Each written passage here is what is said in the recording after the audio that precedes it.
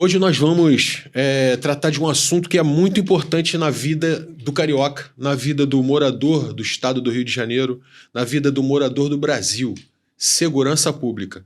Eu que trabalhei durante 30 anos com segurança pública, decidi abrir o podcast para falar um pouquinho das coisas da minha vida. E no primeiro tema, eu acho que eu não poderia deixar de falar da Polícia Militar, da segurança pública e da vida do Rio de Janeiro. E para isso eu trouxe o deputado federal que na minha opinião, mais atuante nessa área, chama-se deputado Portugal, Sargento Portugal.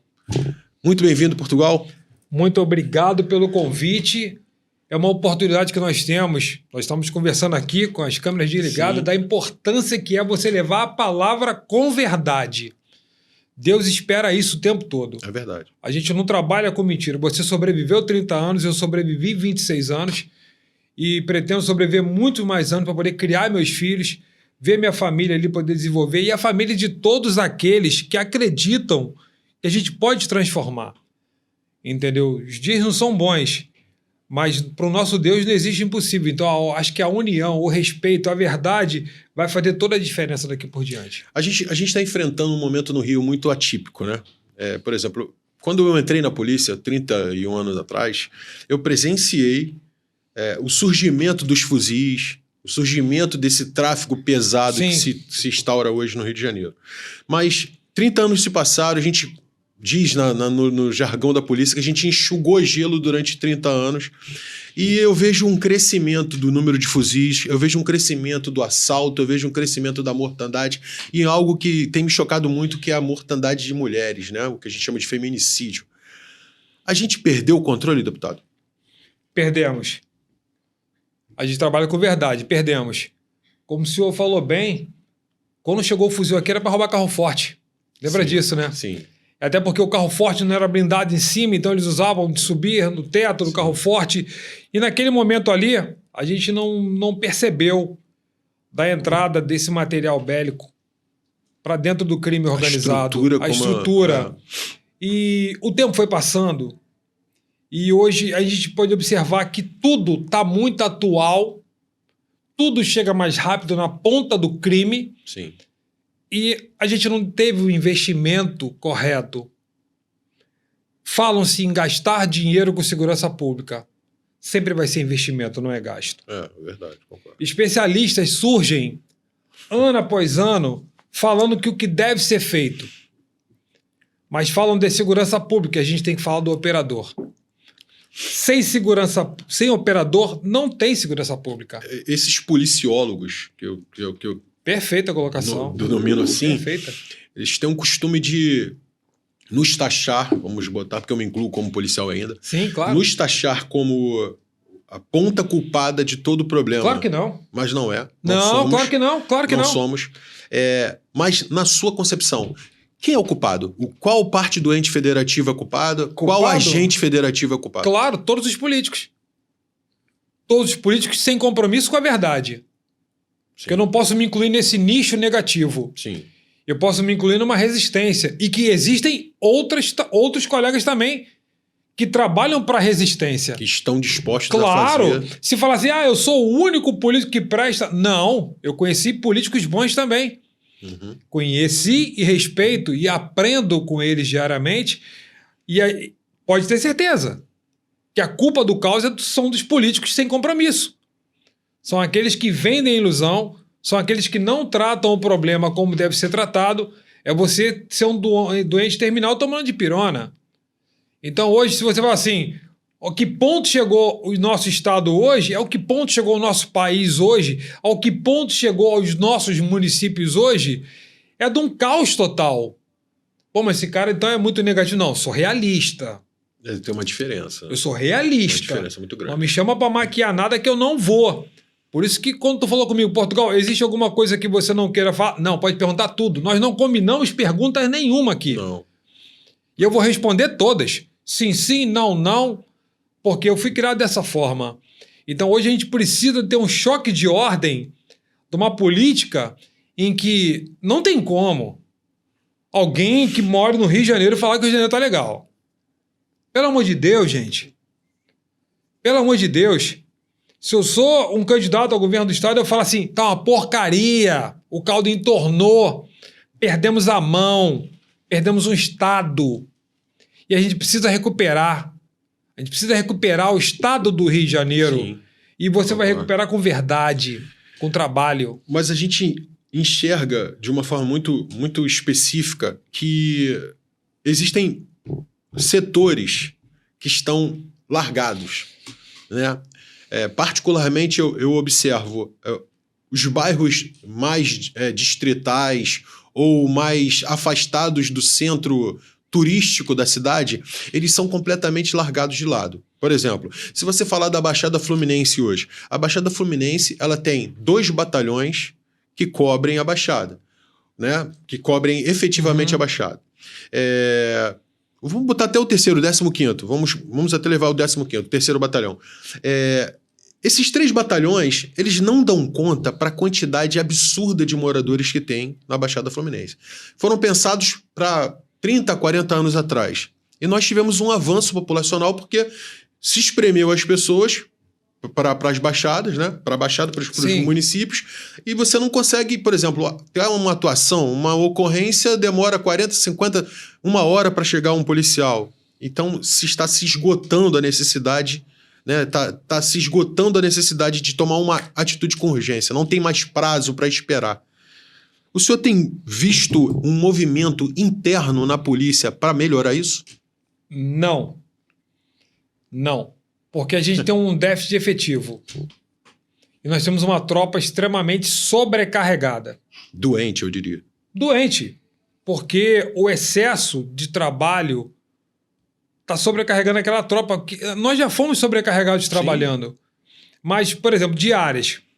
Como tu falou bem, nós temos a Baixada. E se você pegar antigamente aonde tinham companhias, o Terreirão, sim. Lá era a 7ª CIPM. Sim, verdade. Onde a BPVE era a 8ª CIPM. Concordo. E o crescimento não acompanhou para dentro da Polícia Militar. Porque o trabalho ele tem que vir com responsabilidade. E não estou culpando o atual secretário da Polícia Militar não, tá? Porque chegou agora e não tem culpa. Mas a gente tem que culpar os que passaram à frente do governo do Estado. Porque o número tem que ser realista. E tem que falar o seguinte, qual é a necessidade efetiva hoje? Da Polícia Militar, da Polícia Civil, da Polícia Penal, sim. Do Sócio-Educativo do Corpo de Bombeiro. Concordo.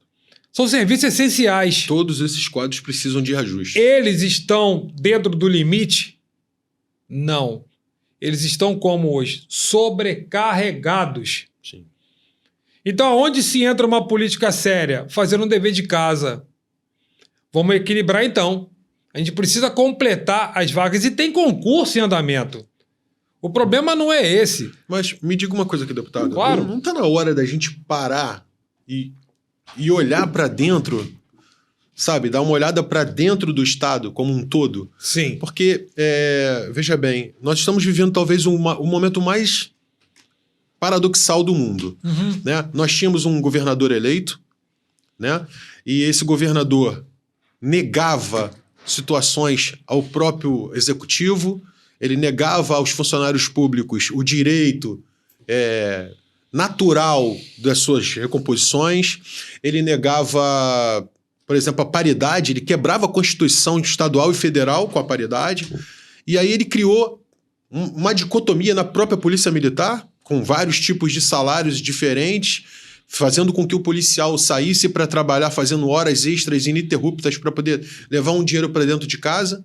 E hoje a gente tem um subtenente que é subtenente com GRAM, tem o tenente que é sem GRAM e tem o não tenente que também é uma loucura que o governador fez. Sim. E esse governador atual ele está proporcionando o retorno da coerência, vamos dizer assim, da coerência ao Estado.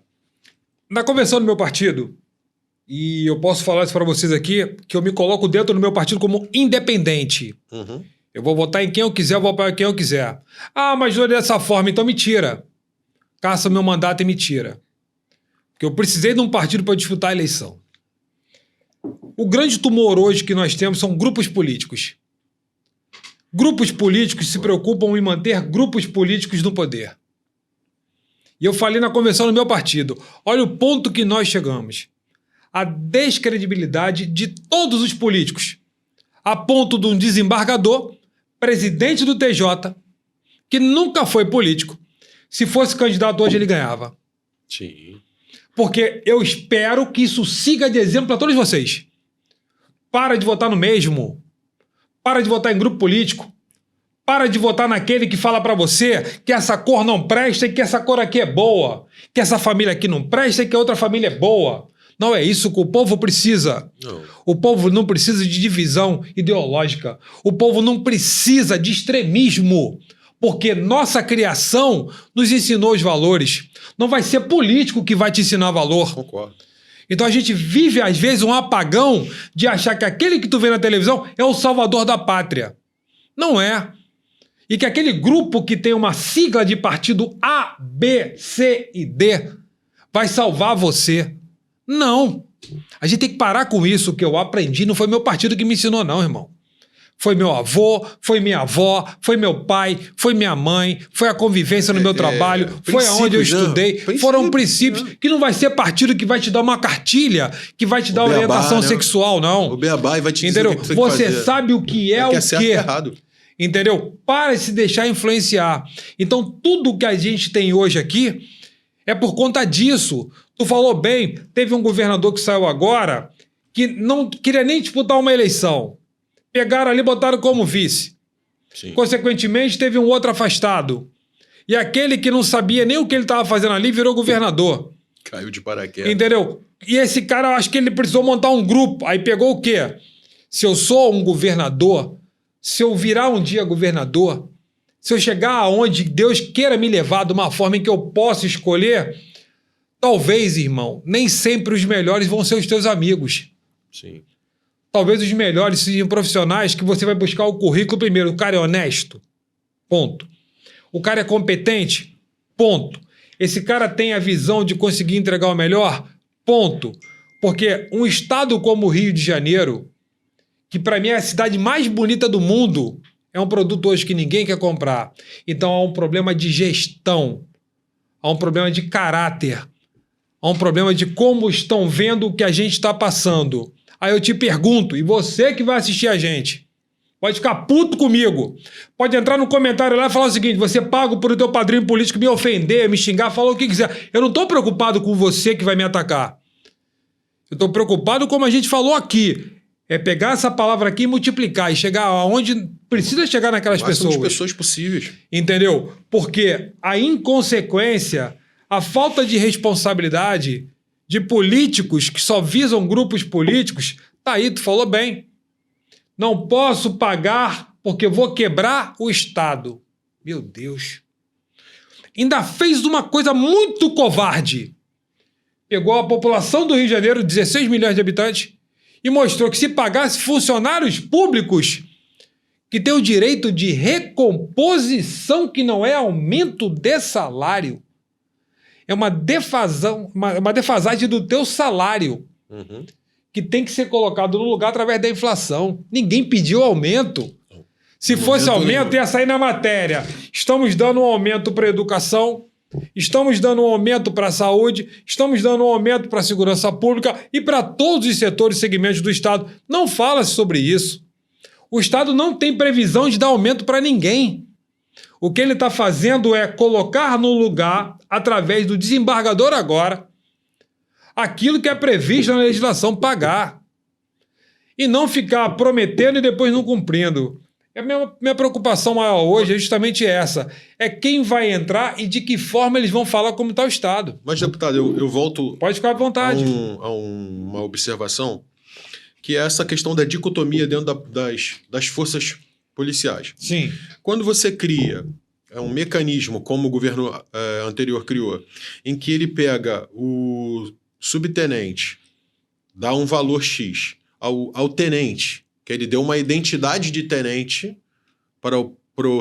Deu uma identidade falsa, reserva, de terceiro tenente. Tenente. Deu uma identidade de tenente. O cara vai responder daqui a pouco. E aí o cara quer entrar no rancho dos oficiais não consegue. É barrado porque ele não é de fato. É ideológico aquilo dali. E aí o que acontece? Você tem um disparate dentro do governo. Porque você tem 3 níveis dentro de uma mesma categoria, né? Dentro de uma mesma graduação. A minha pergunta é a seguinte: a gente tem que voltar à lei lá em 21 e desfazê-la? Porque com a GRAM vindo e o governo pretende pagar, se pagar na condição de hoje, eu vou ter um subtenente, um tenente e o não tenente, vamos botar assim, todos na mesma linha, mas ganhando salários diferentes. Então nós teremos que voltar na lei de 2021? Isso. Eu vou tentar explicar, sim, do meu ponto de vista, mas tu pode me corrigir e se faltar algum ponto, por favor, me peça para colocar esse ponto em discussão. Sim. O grande problema é que nós não temos diferença que deveria ser apenas de soldo. Sim. Vamos tirar pelo um coronel. Soldo de coronel.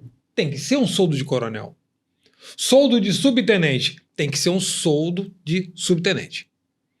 Aí vem um grande problema, em que construíram e destruíram essas diferenças. A GRET, ela foi criada em 1979, em que praças ganhavam mais naquele momento, compensar desgaste físico e emocional. Eu até acredito que o praça se desgaste mais. Mas se eu for olhar pelo lado da isonomia, eu vou tratar todos como iguais. Concordo. Porque assim eu espero que eu seja tratado. Concordo. E num determinado momento, eu vou chegar, tô falando grande para chegar na GRAM. Perfeito. 5% por ano era um número em que todo mundo disputava igual. 10 anos 50, 30 anos 150. Quem quisesse continuar tinha um teto de 192,5. Mas aí servia para gregos e troianos. Sim. Tanto praça quanto oficiais. Um determinado grupo, um determinado ano, levou para parlamentares que não são militares e falou o seguinte: olha, não dá para ser assim, porque final da carreira é coronel full. Tá entendendo? Sim. Mas como é que a gente faz então? Então não dá para eles ganharem igual. Aí vem um processo de maldade com requinte de Maquiavel ao molho pardo, que os caras botaram o seguinte: então tudo bem, coronel 192,5, tenente-coronel 192, major 192,5, capitão e tenente 150. Isso. E para baixo 122,5. Aí vem mais um requinte de crueldade com você. Que você não sabe, mas a gente foi pra rua com natas, ó, e mostrou essa verdade à tona pra todo mundo. Foi quando O incômodo deles eles tiveram que dar pra todo mundo. tem um detalhe. O incômodo deles é que o subtenente ia pra casa com diferença de soldo de tenente. Sim. E a grete dele passava pra 150. Aí eles falam, sabe o quê? Eles não são tenente. Eles não podem ganhar 150. Então não é só te matar, é te torturar. E eu não estou estendendo para todos os atuais, não. A gente está falando de um passado, em que era dessa forma que era visto um praça. Sim. 4º, 5º escalão. Quando surgiu o Nata das Praças, e que a gente começou a mostrar todas as demandas, e eu falava, nós não somos inimigos dos oficiais, só que eles fizeram o dever de casa e a gente não. Quem era para defender a gente não nos defendeu. Estou chegando onde o senhor quer. Não brigou para ter carta patente para todo mundo. Não brigaram. Para a GRET ser igual para todo mundo. O nosso IHP parou em 110% depois que você fez o CAIS. E por incrível que pareça para vocês, o IHP do tenente-coronel que eu há é 110. Por que não é 160?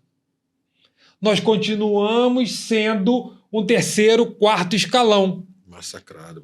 Aí quando você tem a previsão da GRAM, que estava no artigo 42, em que o veterano poderia escolher, eu acho justo, porque até então os ativos naquele momento, lembrem do número 10, eles estavam perdendo LE, triênio, abono permanência, auxílio moradia, adicional na atividade, o posto acima, trabalhar 35 anos, pedágio de 17%, só pode contar 5 anos fora e 10,5 no bruto.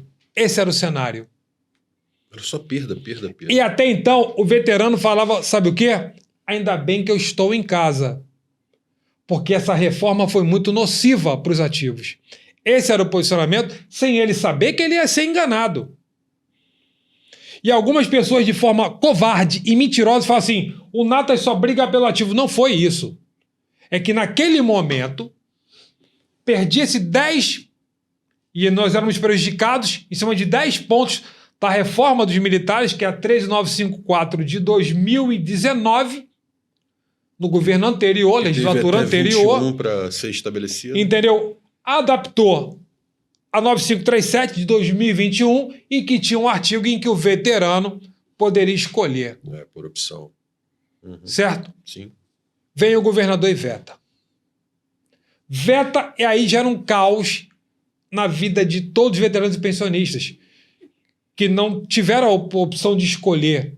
Porque tinham que escolher, tinham que calcular. O adicional não é tributado, a grana é tributada, mas era a decisão de cada um. Mas, deputado, claro. Deixa eu tirar uma dúvida com o senhor. A gente fala um português mais claro.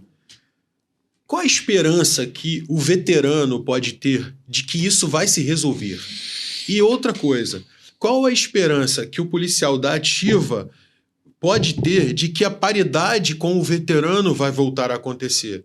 De que nós vamos ter uma polícia como era antigamente, sem infiltrações políticas, sem o controle de um batalhão sendo feito por um deputado, sem a determinação de uma construção de um batalhão sendo feita por deputados. Isso é a coisa mais costumeira que tem. Quando isso irá parar? Quando vai parar o momento da interferência política na polícia? Vamos lá. E quando eu falo polícia, eu falo segurança pública. Com certeza, com certeza. Vamos por ponto, então. Sobre GRAM, com a chegada do desembargador Ricardo Couto à frente do Estado, ele é um homem da justiça.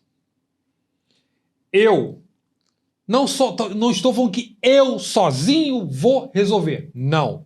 Eu vou falar por mim. Nós viemos cercando em documentos para a Casa Civil, nós viemos cercando em documentos para o CEPLAG. Eu tenho acompanhado. Nós estamos cercando com documento direto ao governador, desembargador Ricardo Couto. Nós pedimos auxílio ao ministro da Justiça para ajudar a intervir o Wellington. Porque com a mudança, o ministro Wellington, eu estou tendo um diálogo melhor com ele. Fora tudo que a gente protocolou, Ministério Público Estadual, Ministério Público do Trabalho e Ministério da Previdência, tudo que foi denunciado, mas parecia que não estava dando muita liga. Até porque eu acho que não tinha interesse do ex-governador em resolver isso. Se tivesse, ele tinha feito. Minha preocupação maior é por que as nossas secretarias não sustentaram também o apoio à sua tropa. Sim. E sustentaram o apoio de forma calada, covarde, ao ex-governador.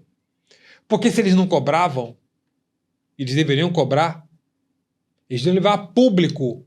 Falar o seguinte: eu estou renunciando porque eu tentei e eu não vou contra o meu povo. Ou os secretários nos viam como povo, ou ele se via como simplesmente um cargo ali indicado pelo governador, que é direito dele também. Mas então não representaram o povo, que somos nós. E o tempo passou e nada aconteceu. Então eu tenho esperança, porque o que eu ouvi do próprio governo é que, se existe a legalidade, não importa impacto financeiro. Tem que ser pago. Eu vou fazer. Voltamos agora, esses dias, impressionando mais ali. Como na própria Polícia Militar e no Corpo de Bombeiro também.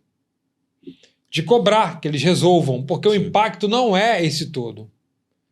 Porque tendo a troca de um pelo outro, os valores são abaixo. É porque simplesmente fala o seguinte: se der aquilo ali, isso aqui, vai ficar enviado pagar.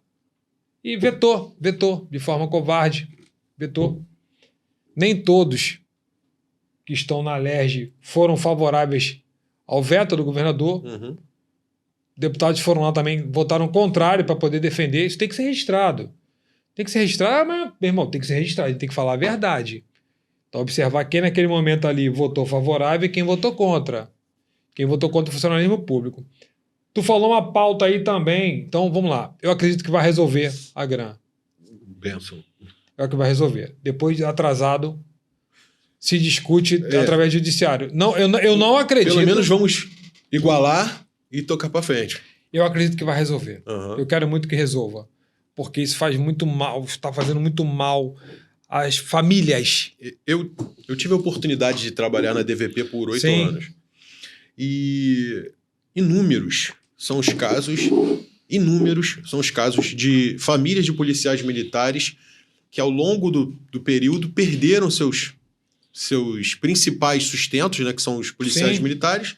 A família se fragmenta, a pensionista não sabe lidar com esse movimento todo, com essa montoeira de informações que chega.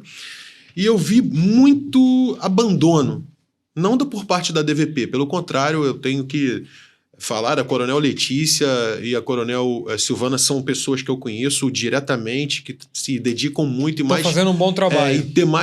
A tropa, então, é mega técnica. A tropa da DVP é mega técnica. Eu gosto da DVP. São pessoas... Eu gosto porque eles são profissionais. Exatamente. Eu não gosto que são amiguinhos. A gente precisa, lógico, afinar algumas coisas, isso é natural, mas são pessoas técnicas voltadas a defender o interesse do veterano e do pensionista. Mas eu sinto que a polícia em si, ela precisa abraçar o policial, abraçar a família do policial. Né? Eu estava fazendo uma pesquisa recente, tem mais de 60 anos que não se faz uma campanha habitacional para o policial militar, um exemplo. Tem mais de 30 anos, 40 anos, que não se faz uma obra trazendo uma melhoria na questão hospitalar, né, para o policial militar. Agora estão fazendo o hospital lá de dentro do Cefap, que vai dar uma melhoria. A gente fala muito de polícia militar, porque era um ambiente que eu vivia, mas eu falo da segurança pública como um todo. É muito abandono por algum motivo que não se sabe qual é. Qual a sua percepção de Brasília, olhando... Porque de Brasília você tem que ter uma visão macro, né? Você não pode olhar só o nosso estado. Você olha o todo. Você olhando para o Brasil inteiro, esse mapeamento da segurança como um todo, como você vê isso? Você vê meio que descaso? Você vê meio que, vamos tocar outras pautas primeiro, aquilo vem depois? Porque a tropa está doente, né? Pessoas que estão doentes mentalmente, inclusive, são abandonadas. O que a gente pode esperar disso? Vamos lá. Tu puxou uma pauta aí interessante, que foi, só para responder a anterior, foi o seguinte: eu não tenho nenhuma indicação de comando, nem de delegacia, nem de comando de nada. Eu acho que tem que ser pela meritocracia. Concordo. Avaliado através de números. Por exemplo, o comandante que está à frente do 18º. Fez um bom trabalho, continua. O Marcos André. O cara, em 4 meses, já pegou 42 fuzis. Eu acho que já até aumentou, mais 68 pistolas. E está fazendo um trabalho de guerra, porque nesse momento é a guerra. Não tem como ser diferente. Então ele está tendo a coragem, está tendo até o apoio do secretário, Coronel Silvio Guerra, que eu quero parabenizar. Sim. E esse cara tem que continuar aqui. Mas ele não vai vencer sozinho. E nessa guerra depois tem que ter a estrutura que está vindo por trás. Então nós já pedimos ao governo federal para um projeto de retomada das áreas aqui. Perfeito. Eu pedi. Perfeito. Ainda pedi para começar pelo Rio das Pedras. Porque é híbrido. Facções criminosas estão disputando o território para continuar a expansão do território e a formação do novo complexo, que seria o complexo Jacarepaguá. Já temos do Alemão, da Maré de Israel. Mais um desse aí você não desfaz. Então, para todo mundo que está acompanhando a gente, guerra, infelizmente. Os serviços precisam entrar e o desembargador Ricardo Couto, que não é um político, está como governador, ele já sinalizou que já tem um programa para recuperada de território. Isso foi um ponto. Outro ponto que você falou foi sobre... Eu falei sobre a questão do hospital. Vamos lá. Da moradia. Como eu vejo isso também? Lá em Brasília nós estamos discutindo isenção de imposto de renda, que eu acho difícil passar. Uhum. Mas se a gente conseguir pelo menos pegar algumas categorias, dentro das categorias que tenham isenção, já é uma vitória. Nós estamos discutindo desconto previdenciário, porque nós fomos enganados. Uhum. Nós pagávamos 14,5% do que excedia o teto do INSS, botaram 10,5% do bruto, inclusive para colegas sequelados nossos, em cima de uma cama, estado vegetativo, passaram a contribuir, pessoas que tiveram câncer, passaram a contribuir, pegaram todo mundo, com a promessa de quê? Porque 10,5% no bruto poderia pagar a GRAM.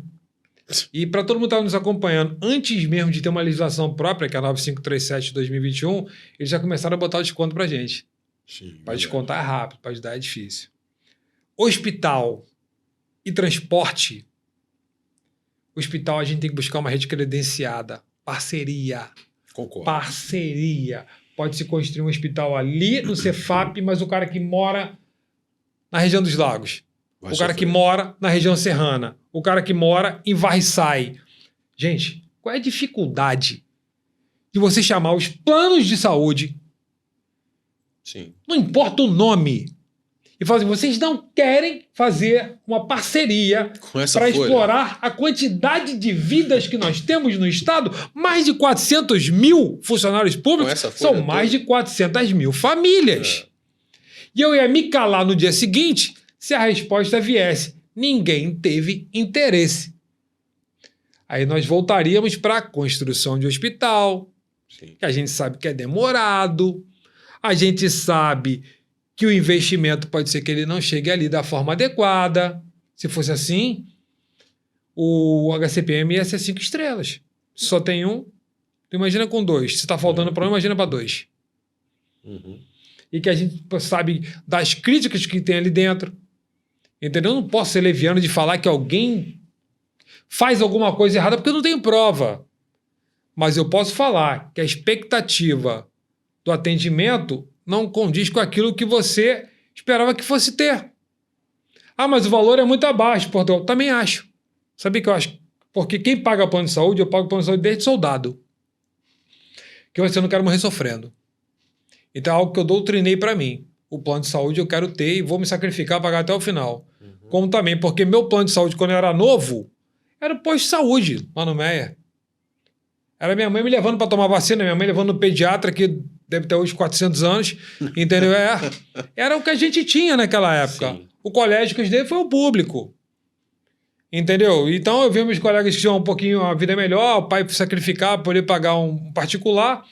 Então, plano de saúde, eu queria ouvir das operadoras se não tem interesse ou não. Que eu até mesmo me calar, falar, não tem jeito, vamos discutir agora investimento para a saúde. Porque se tem verba, tem que se explicar de onde está indo cada ponto. É aquela situação da gestão que a gente fala. Habitação já está engatilhado, já era para ter acontecido agora. Só seguraram por conta que eles entenderam que o defesa eleitoral ia soar como se fosse um programa de governo para angariar voto. Vai ter o Habite Seguro. Já está pronto lá em Brasília. Para parar de inventarem que você só pode morar onde ninguém mora. Do lado da tua casa está o bicho-papão ali. Ninguém quer morar naquele lugar. Pântano. Entendeu? Só o lugar, pega a gente ali que é da área da segurança pública, assim, esse aqui pode morar num lugar que ninguém vai querer. Ele vai ser o primeiro habitante. Porque esse era um questionamento que eu tinha. Era mais fácil botar um loteamento em Marte.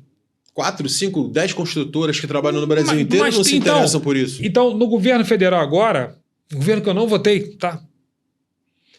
Mas um pedido nosso da Comissão de Segurança Pública, porque a gente tem pessoas boas ali dentro e que se colocaram agora à disposição. Eu fui convidado para ser o primeiro vice-presidente.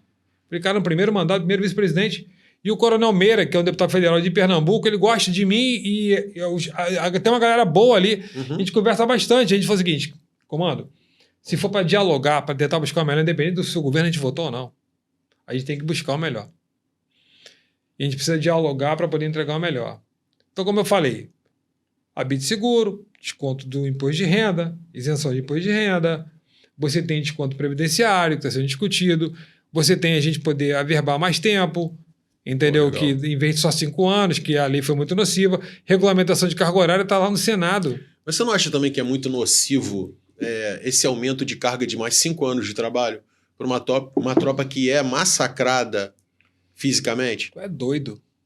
Eu achei que lá em 19, quando começou esse planejamento, em 21... Uma puta covardia. Exatamente. Uma puta covardia. Achei uma puta covardia. Porque a tropa já é mega massacrada, né, cara? Tipo assim, o cara não tem tempo de qualidade de vida com a família. Quando ele tem qualidade de vida com a família, telefone, tem que se apresentar no batalhão para trabalhar e tal.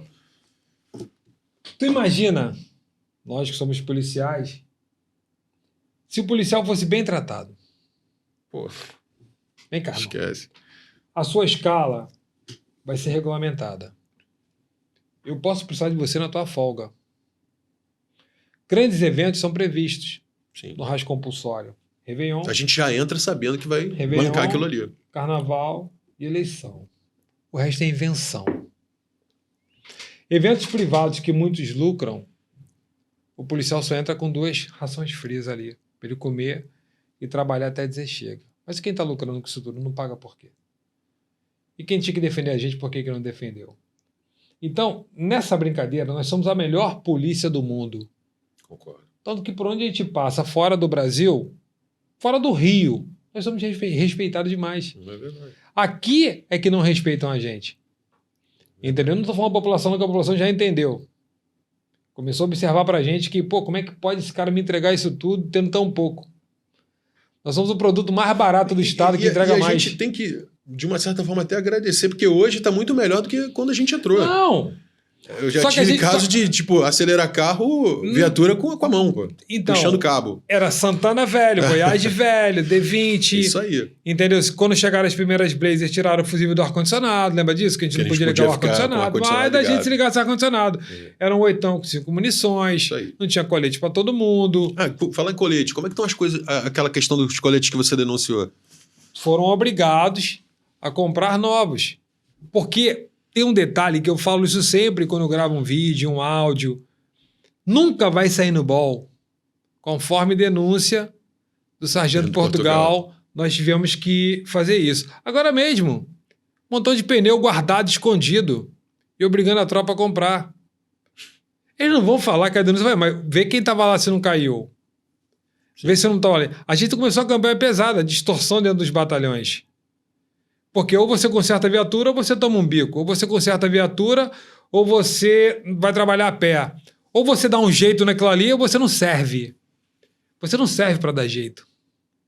Você serve para entregar o teu melhor. O que eu acho mais extraordinário do seu trabalho não é...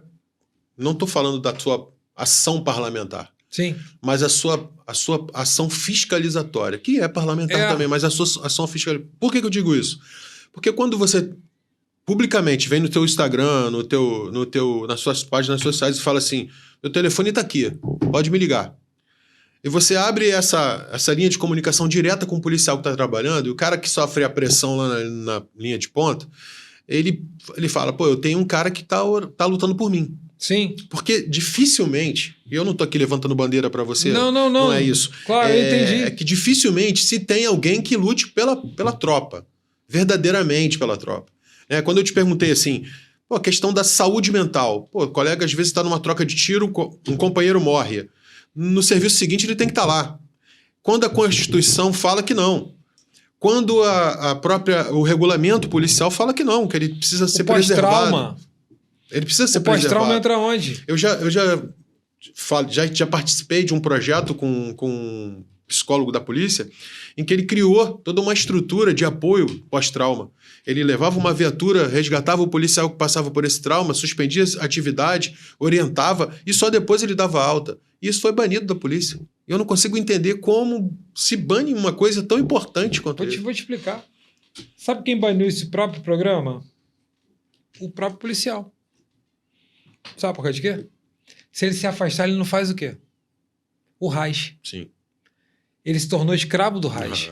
Verdade.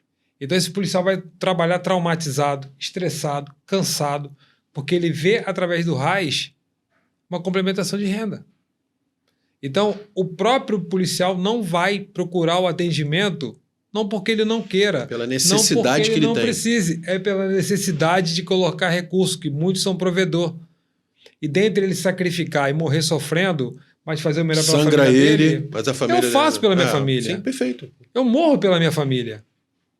Eu falo, eu não quero ver meus filhos passando pelo que eu passo. Entendeu? Mas eu morro pela minha família. Então a minha atuação como parlamentar, ela vai muito de encontro daquilo que eu esperava que tivesse feito por mim. Entendeu? Trabalhar em Brasília, só para todo mundo poder entender, de 503 deputados, fiquei em 5º lugar no primeiro ano. Não é pagando matéria, não. É de proposição legislativa. Entendo. Depois eu fiquei... de botar a cara. Depois no 2º ano eu fiquei em 3º. E eu me questionava, cara, como é que pode? Eu cheguei agora, nunca fui político, nunca fui filiado a nada. Como é que eu posso ser o 5º colocado? Aí depois eu fiquei em 3º. E agora eu fiquei em 2º.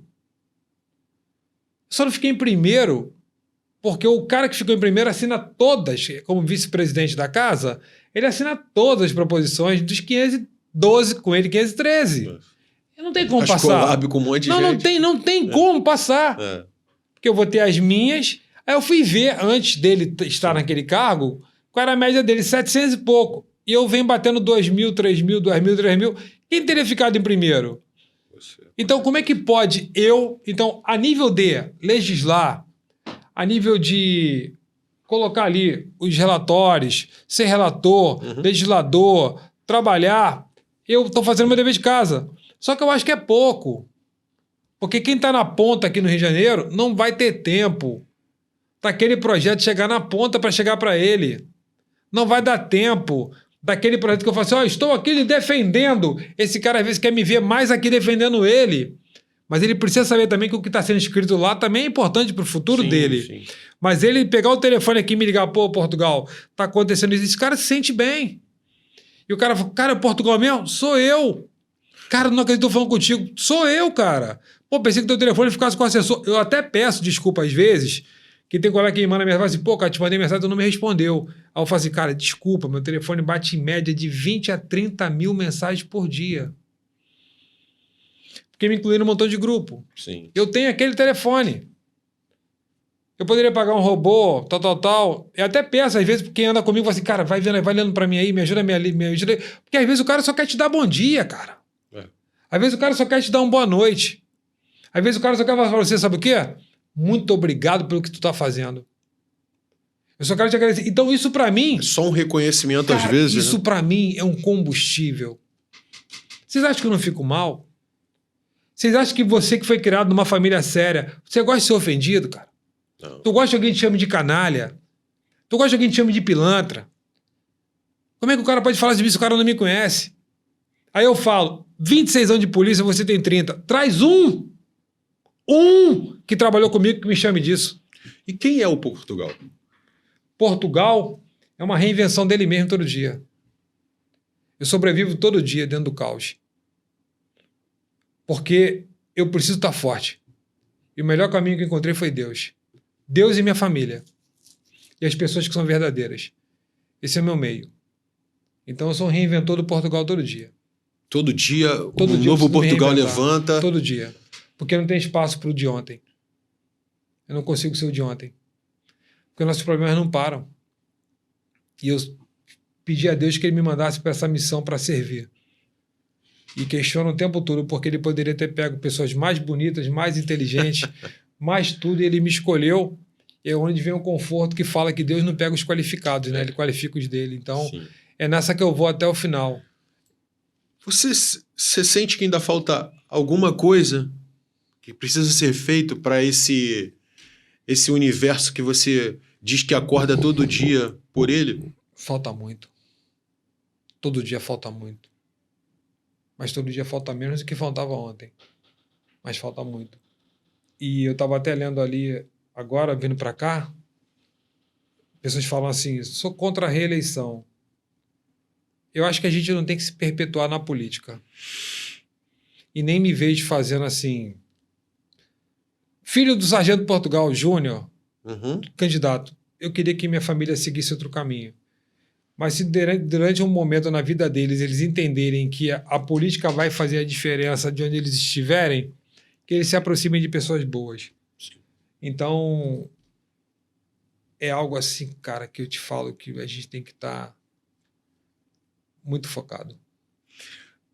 São muitas luxúrias, né? São muitos manjares que se apresentam constantemente. E sendo deputado estadual, deputado federal, vereador, senador, governador, enfim, você sempre tem facilidades. Mas quando você tem Deus, a gente vem falando de Deus desde o início da conversa, quando você tem Deus, você tem uma trava, você tem um princípio, né, e daqui diante é diferente. Como é ser um servo de Deus ali dentro? Eu entendo que seja bem duro, bastante pancada. Só completando, a reeleição se dá para dar continuidade aos projetos que que você inicia. Uhum. Porque muitos que vão querer depois, que vão disputar e estarem lá, não querem levar adiante o teu DNA, vão querer colocar o dele, então se inscrevem em projetos iguais, em legislaturas que passam uma após a outra para cada um colocar o seu DNA. Agora, o que tu falou, rapaz, é muito complicado, sabe? Porque é um mundo que brilha. Então, o que eu imaginei? Eu acho que se eu ficar dentro de onde eu estava antes, isso vai me ajudar bastante. Moro no mesmo lugar, levo a mesma vida, Sim. a minha rotina. Tipo, pé no chão, né? Minha rotina. Uhum. Isso me ajudou. Claro, o que eu gostava de fazer, eu não consigo fazer mais. Até por conta da minha atuação em segurança pública, a gente acaba contraindo novos inimigos em potencial. Concordo. Entendeu? De formas até que você não consegue nem identificar. E uma das coisas que me faz muito mal é até ter exposto minha família. Isso é muito ruim pra gente, né? É. A gente tem que ficar muito tocado dentro de casa, porque, assim, deixa de viver as como coisas. policial, você morre. Ou você não quer enterrar ninguém teu. É verdade. A gente não foi... Existe um ciclo natural. Nossos pais enterraram nossos avós. Infelizmente, nós enterramos nossos pais. Mas eu não quero ter O desprazer. enterrar nem irmão eu quero. Sim, concordo. Imagina o filho. Imagina a tua família ali. Então, eu acho que o teu pé no chão... E muitos falam assim, o deputado e os políticos têm um montão de regalia. Concordo. Mas também não é tudo que falam, não. Plano de saúde, você tem se você pagar. Eu pago o meu. Como lá atrás falando um negócio de auxílio paletó. Eu falei, mas que negócio de auxílio paletó é esse, cara? Auxílio para tu comprar roupa, cara. Que mordomia é essa? Não. É como acontece com a gente. Você tem o direito a um soldo quando você é eleito para tu fazer tua mudança. Uhum. E é uma vez só. Muitas informações são passadas para frente sem ter fidedignidade. Eu acho que o parlamentar ele tem que ter o salário dele, ele pagar as contas dele. Sim. Ter estrutura de trabalho para você entregar para a população, porque a nível de deputado federal você está cuidando do país todo. Entendeu? São projetos e mais projetos e mais projetos. Entendeu? Ter a consciência de quanto custa cada centavo.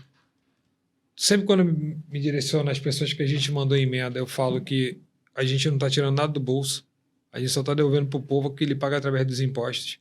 Uhum. Entendeu? Então a gente tem que ter essa consciência. Agora, o caminho melhor para mim, para eu poder me deixar bem centrado no que eu faço, pode ser que foi Deus e família. A gente está entrando já na fase final da entrevista, do nosso bate-papo, e eu não posso deixar de te perguntar algo que para mim é muito importante. Qual é a tua principal dor depois de tantos anos tendo trabalhado e estar hoje servindo a polícia de uma outra forma, servindo ao Estado de uma outra forma? Qual é a tua principal dor, Portugal? A principal dor que eu vejo hoje, eu não vou nem falar de alguns me olharem como praça, com mandato. Não. A minha maior dor é a demora na entrega. Isso é o que me mais mata. Entendeu? Porque quando tu pensa em fazer uma parada tão legal para poder atender as pessoas, por exemplo, você tivesse hoje a cura do câncer. Pô, caramba, escrevemos aqui, conseguimos. Ela não vai chegar tão rápido para as pessoas. Entendeu? Então a gente pede... Assim, isso é o que me mais faz mal, cara. Não é aquele cara que me olha por cima e fala, pô, esse cara aí vai se arrebentar, daqui a pouco some, não sei o que, isso aí não. Mas acho que a demora na entrega de quem precisa, porque nós somos um país rico, muito rico. Sim. O Brasil, ele supera um escândalo atrás do outro. O que eram de milhões, agora está na casa dos bilhões. Onde vai parar? A moralidade, ela está em alta. A imoralidade, desculpa. Sim. Ela está em alta. A ponto de que você vê um banqueiro ter todo mundo ali do meio na agenda dele telefônica. Aí vai ser o lado A, B, C, em cima, embaixo, esquerda, direita, te esquece. Sabe? Então muitos vão querer te pregar que eu sou o salvador da pátria, mas, pô, tu tava ali, pô. Entendeu? Tu tava naquele bagulho ali. Como é que você tá naquele meio ali e você não sabia? Não, mas é que não... Entendeu? Então, eu acho que a gente precisa de um choque de ordem. A gente precisa de um choque de ordem e de moralidade para poder colocar o Brasil nos trilhos. Como eu falei, um país extremamente rico, com recursos praticamente para todas as áreas. Ilimitados para todas ilimitados. as áreas. Eu até falo, se a gestão do Brasil fosse dos japoneses, se o povo japonês com terremoto, com maremoto, com uma ilha pequenininha, os caras conseguem... Em 24 horas montar entendeu? tudo. Então, acho que o povo brasileiro ele precisa ser respeitado pelos políticos. Uma outra coisa que eu ia te perguntar. Se você tivesse... o gênio da lâmpada, né? Esfregou a lâmpadazinha, 3 desejos. 3 coisas que você pudesse fazer para melhorar ou o Estado ou o nosso país. Assim, tivesse poder na tua mão. Rápido. 3 canetadas, vamos botar assim. Pena para se cumprir. A pena é para se cumprir na integralidade. É igual o castigo que a gente aprendeu com os nossos pais. Pena mesmo. Cumpriu a pena, recebeu uma pena, cumprir no final. Com responsabilidade. Sem sursis. E dentro dessa mesma moralzinha. questão, que os presídios funcionassem também. Da pena aos presídios funcionarem. Sim. Eu falo que jogar ali só esse lixo não vai resolver. A escória não vai resolver. Então você tem que tratar ali, igual você não trata esgoto. Então você tem que tratar também esses aí. Reciclagem. Eu não tenho pena de vagabundo, eu não gosto de vagabundo. Sinceramente, eu não gosto de preso. Eu não gosto. Pode ser o crime que ele tenha cometido ali. Se ele teve direito ao contrário dele, ele cometeu porque ele quis, cara. Desculpa. Ah, mas o menor potencial, o cara roubou uma comida. Aí vamos discutir de forma diferente. Eu tô falando de vagabundo mesmo. Vagabundo mesmo. Eu não gosto de vagabundo. Vagabundo preso eu não gosto. Pode até botar assim que é melhor. Então esse seria um ponto. O sistema funcionar. A parte dos políticos, se a gente pudesse ter político sem partido político. Sem bandeira. Sem bandeira. O cara ser um candidato. Entendeu? Disputar porque ele tem propostas. Eu sei que isso tudo é utopia, tá? Porque aí você vê os gigantes engolirem os nanicos. Sim. Mas eu acho que a eleição, assim, menos partido político. Aí já incluo também menos partido político, menos grupo político. E o principal seria nós termos um país justo, em que a gente pudesse acabar de vez com a miséria. Nós não precisamos ter miséria no Brasil, não tem por que ter miséria aqui. A distribuição ela é totalmente errada, entendeu? Se maqueia muito caos, muita miséria, entendeu? E quando eu falo isso tudo, vai falar, pô, mas Portugal, o sargento de Portugal está falando isso aí. Não, porque segurança pública também está na miséria. Sim. A gente não fala só da miséria daquele cara que não tem o que comer, não. A gente está falando da miséria da falta de investimento, no que tem que ser investido. Miséria social é de todos os níveis. Entendeu? Então, eu acho que é isso.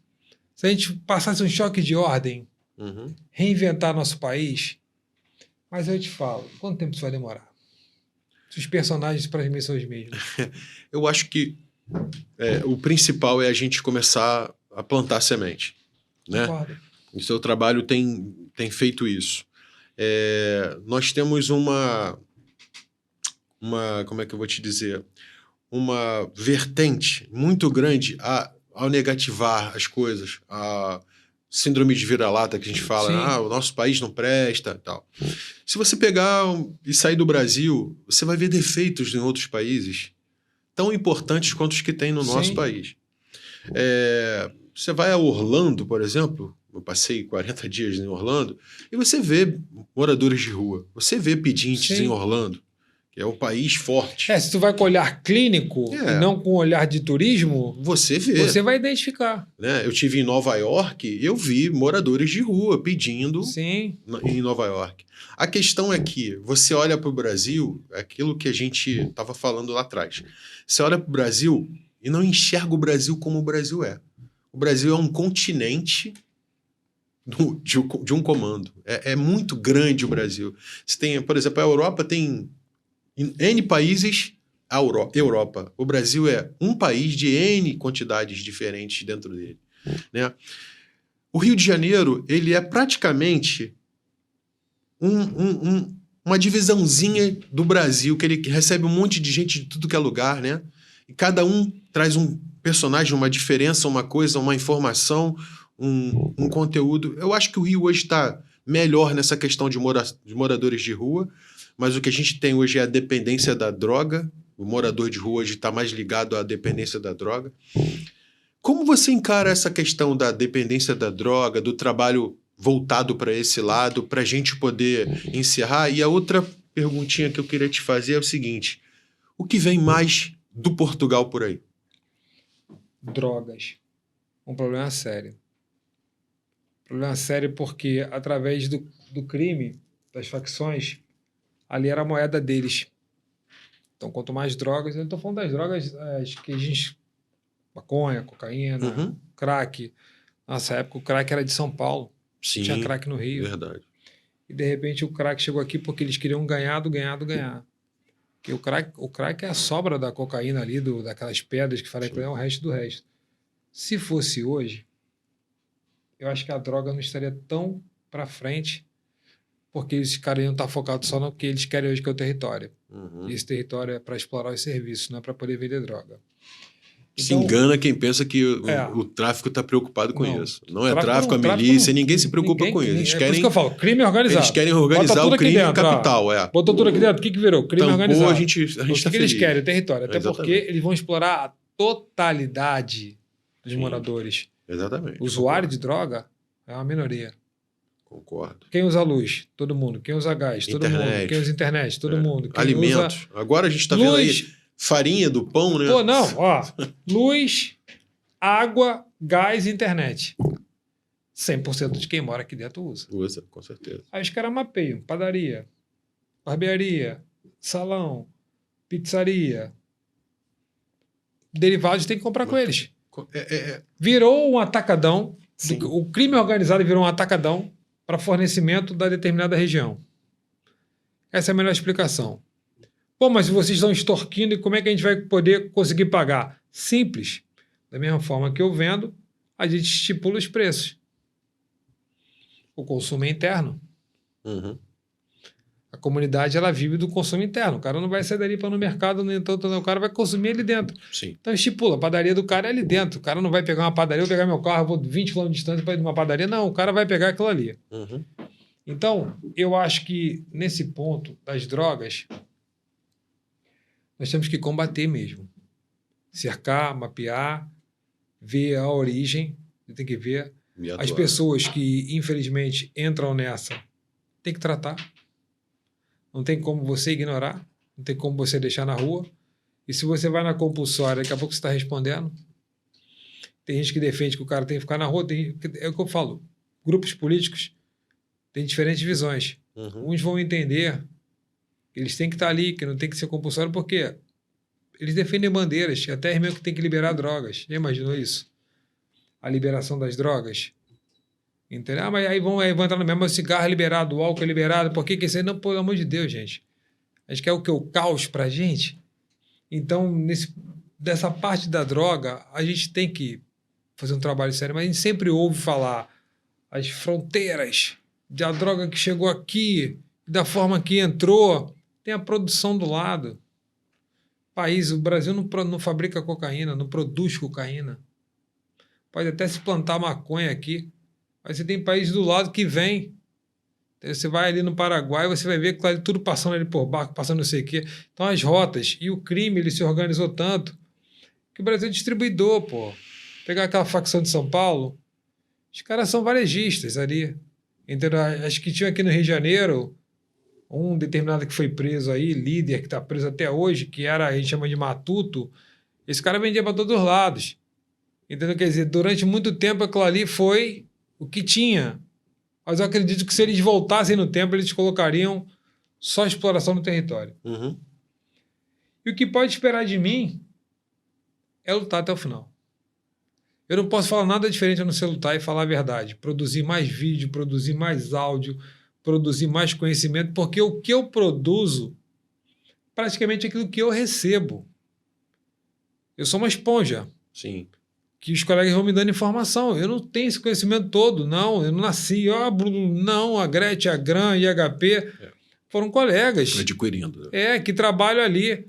Entendeu? Então eu espero que quem levantar nossa bandeira realmente nos represente, que a gente possa ter autonomia para as pastas das secretarias terem um orçamento justo e não olhar para a caneca, tá faltando, é isso ou nada.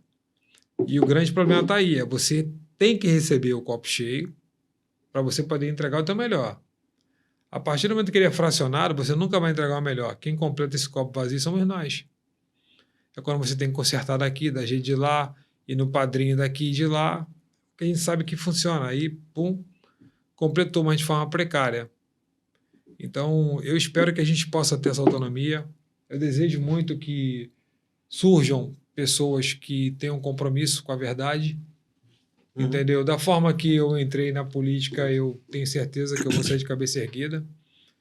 O legado que a gente construiu, entendeu? Quero até te presentear aqui com a nossa camisa do Natas, porque você faz parte disso, você fez parte disso. Sim, pô. A sua família, entendeu? Faz parte disso aqui, porque você acreditou aqui. Obrigado. Nossa camisa, nossa identidade. Tá aí, pessoal. Entendeu?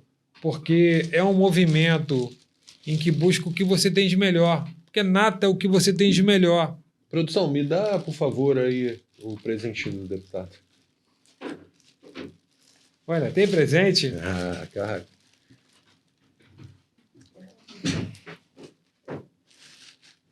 Obrigado, irmão. Obrigado. Deputado, aqui uma canequinha igual essa sua aí. Pô, muito obrigado. Que o senhor leve para casa. E agora eu vou dar uma moral, porque o senhor falou pra caramba. Porra! Eu bebo mais água na rua do que em casa, tá? Eu tinha que andar com aquelas garrafinhas de 2 litros, porque eu sou um cara adoro refrigerante, adoro beber menos água, café, em casa. Eu quero te agradecer pela disponibilidade do teu tempo, pelas palavras, pela força, por ter compreendido o nosso momento de lançar esse projeto para falarmos daquilo que nos é caro, que é a segurança pública.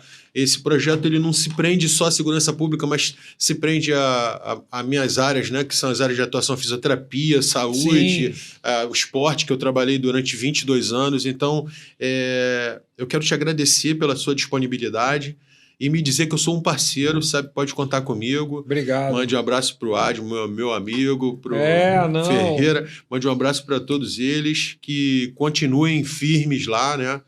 Que as coisas vão melhorar. Nós cremos num Deus maior, num Deus vivo, e Ele vai transformar essa história toda e vai nos dar vitória. Pô, eu lhe desejo toda a sorte do mundo. Obrigado. A gente sabe de quanto é difícil manter isso tudo, entendeu? De como é difícil você estar uma equipe ali trabalhando com você, o distanciamento da família. Traga sempre pautas para cá, para justamente você ter cada vez mais engajamento. Não é vender ilusão, mas o engajamento vai te fazer prosperar e chegar muito mais além, entendeu? Sempre que você precisar de mim, botar à disposição, entendeu? Vai te trocar uma ideia. Pô, Portugal, estou com uma pauta aqui sobre isso. E também fora, as câmeras desligadas, e perguntar, pô, Portugal, sabe o que está acontecendo sobre isso? Eu queria abordar lá, entendeu? Mas assim, traga pessoas que realmente vão levar o conteúdo adiante, porque isso é importante, cara. Pô. Sabe, Deus já está te honrando, só de a gente estar aqui, Deus sempre honra a gente.